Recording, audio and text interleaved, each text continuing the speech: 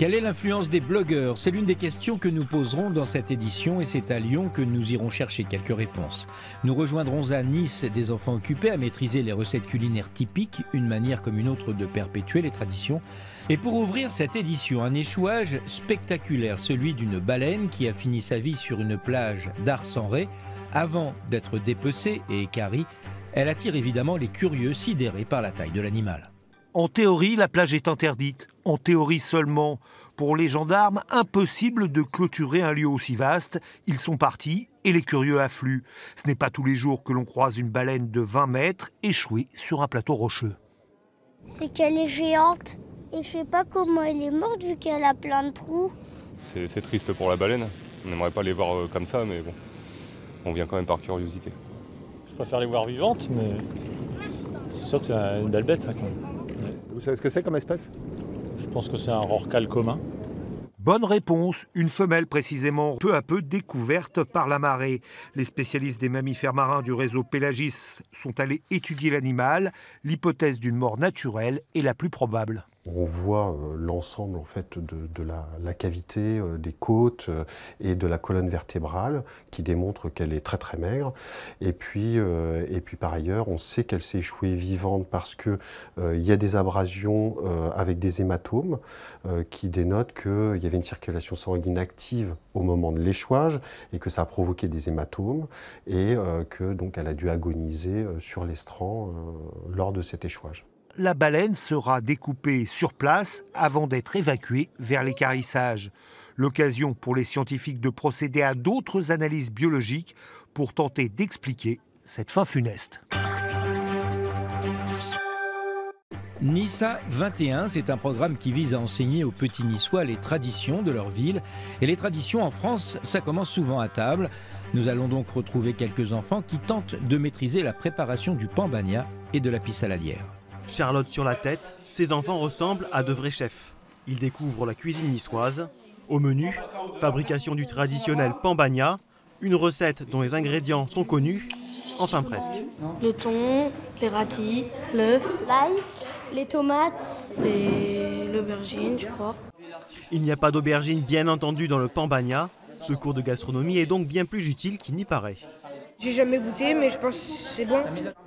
Cet atelier de cuisine fait partie du programme Nice à 21 qui vise à mieux faire connaître la culture niçoise aux plus jeunes, des plus jeunes qui enchaînent les découvertes. Qu'est-ce que vous avez fait avec les filets d'anchois? je sais pas, elle nous l'a pas dit.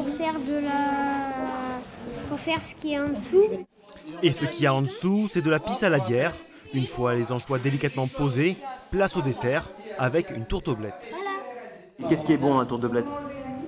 Le sucre. Et la tourteblette, c'est quelque chose que généralement, ils n'ont pas l'habitude de manger. Et là, de la faire, ça va leur donner aussi un peu l'envie de devoir la goûter. La matinée se termine justement par une séance de dégustation bien méritée. Avant, on demandait l'avis des copains. Aujourd'hui, pour tout, on va sur Internet et on suit les conseils des blogueurs, des gens à qui on n'a rien demandé, qui donnent leur avis et qu'on écoute. Quelle est réellement l'influence des blogueurs? Élément de réponse dans ce reportage à Lyon. Ciel gris, après-midi d'automne, que faire? Dans la vie, il y a ceux qui flânent et les autres. Guillaume, smartphone en main, va droit au but, pas de temps à perdre pour trouver le café sympa. Ils ont l'air de faire des bons cafés, ils ont l'air de faire des bonnes pâtisseries. C'est l'heure du goûter, je suis entre deux rendez-vous. On va aller tester ça. À l'intérieur, aucune mauvaise surprise, le décor est fidèle à la photo, le cappuccino onctueux. Du coup, je suis venu, ensuite j'ai vérifié sur leur compte Instagram, le compte Instagram du commerce, à quoi ça ressemblait. Donc on voit qu'ils font eux-mêmes leur pâtisserie, on voit ce que ça donne, donc ça a l'air vraiment... ça a l'air joli ce qu'ils font quand même. Hein. Et voilà, donc je suis venu prendre un café. Et je suis venu moi-même donc prendre une pâtisserie que j'ai mis sur mon propre compte Instagram. Et donc c'est vraiment pratique parce qu'on peut vraiment trouver des bonnes adresses. Café, mode, déco, qui publie les photos sur les réseaux sociaux? Depuis 10 ans, Stéphanie partage ses coups de cœur. Si vous êtes sur Instagram, vous l'avez peut-être reconnu, Louise Grenadine est son pseudo. Généralement, je fouille un petit peu sur Internet pour trouver des bonnes adresses. J'aime bien aller sur Instagram, forcément. Et quand j'ai des adresses qui me plaisent, que j'aime ce qu'il y a l'air d'avoir dans les assiettes, le lieu, l'ambiance, j'y vais. Voilà, j'ai une liste moi, sur mon téléphone avec plein d'adresses à tester. Sitôt posté, sitôt aimé par ses followers, elle en a 15 000, une publicité gratuite pour ce gérant. C'est quelque chose qui anime très rapidement le lieu. Les gens prennent des photos, les publient et évidemment font envie à d'autres.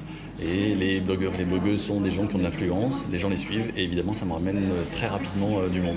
Justement, le pouvoir des Instagrammeuses, ce jeune patron l'a bien compris. Le meilleur canal de communication pour toucher les consommateurs dans leur quotidien, c'est les blogueurs comme Marie, parce qu'ils parlent d'eux, ils parlent de leur quotidien à eux, et au travers de leur quotidien dans leur blog, le consommateur se reconnaît. Ça va pas être que l'application en elle-même, ça va être vraiment parce que moi je l'ai utilisée, je l'ai testée, et voilà, il y a un vrai retour sur l'expérience, et je vais vraiment pouvoir donner mon avis. S'ils sont des milliers à Lyon, seule une trentaine de blogueurs vit de ce métier.